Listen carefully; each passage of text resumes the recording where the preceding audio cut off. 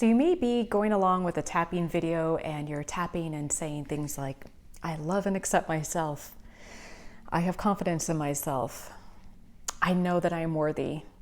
I accept myself. And as you're going through that, your mind is shouting back statements like, no, I'm not. I don't believe that. That's not true.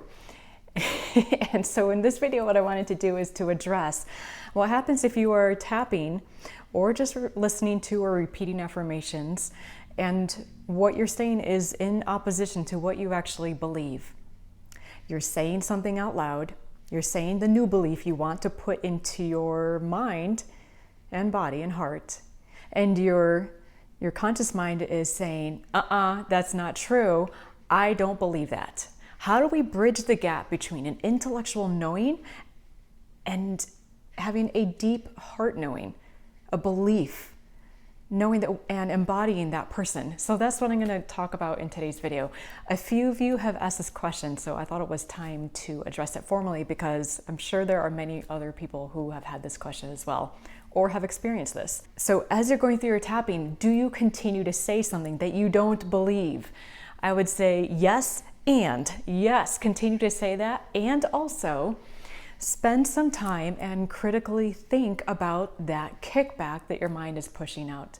So you're saying the new belief, I love and accept myself, I have confidence in myself, or whatever it is, and if your mind says, no, I don't believe that, I think this or this instead. Well, I want to invite you to challenge that belief because that's resistance coming up. So right there is a big signal to you that there is a lot of resistance. Why do you have that resistance? What gave rise to it? What is the story behind it? What is the story that you actually believe about yourself? The next part is we have to understand that pushback that we're getting, that's our old programming talking. And that is the stuff of this 3D world that we're in. Those are the limiting beliefs we learned from our parents, our family, our culture, school, life experiences, whatever it is. But we have to understand that who we are, our soul, our being is limitless. So we took on, and when we come into this world, we take on, just through life, we take on all these layers of accumulated stuff. Things that tell us we're not good enough, we're not lovable, we're not this or that, whatever. And we have to start to disidentify that and play more in the quantum field, play more in the 5D, which is the realm where there are no limitations, there isn't fear, there aren't these limiting beliefs that say you can't do that because of this or this reason. Nah, none of that. So what you have to do is think of like who you are now and imagine, if you could talk to yourself 10 years ago or 15 or 20 years ago and give advice to that version of yourself. What would you say? So imagine if you are able to do that now. Pull in that version of you, your future self, who has embodied these traits that you are trying to adopt right now. That future version of yourself is it. They feel it. They are it. And pull in that quantum version, or pull in that version of yourself from the quantum field into your now moment.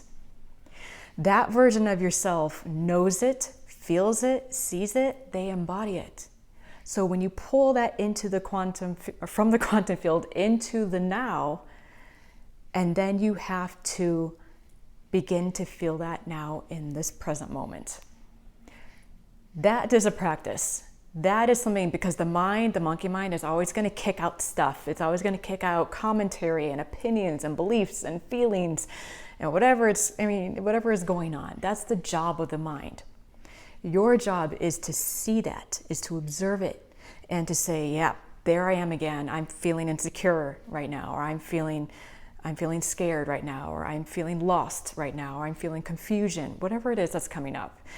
And just let yourself feel it, but also name it, call it out for what it is. And that's how we can start to have some space from it. We're not in it. We're not now acting that out.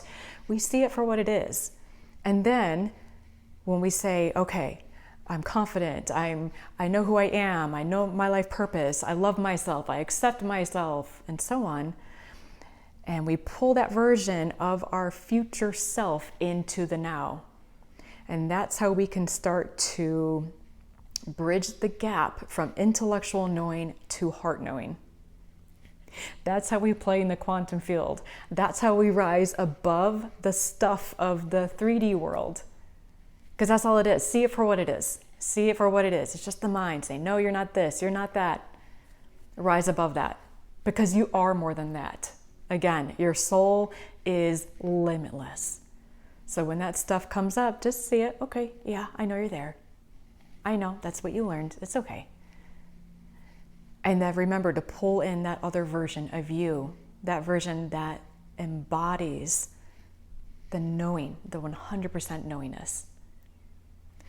And make it a practice. Practice, practice, practice. Not easy. It's not easy. But the more that you do it, the easier it will get.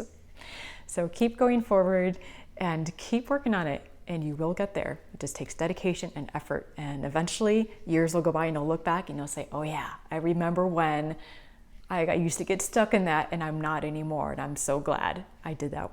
I did that work and invested in myself in that way. So thank you so much for being here, for working on yourselves, and for showing up once again. Thank you. Take good care of yourselves, and I'll see you in the next video.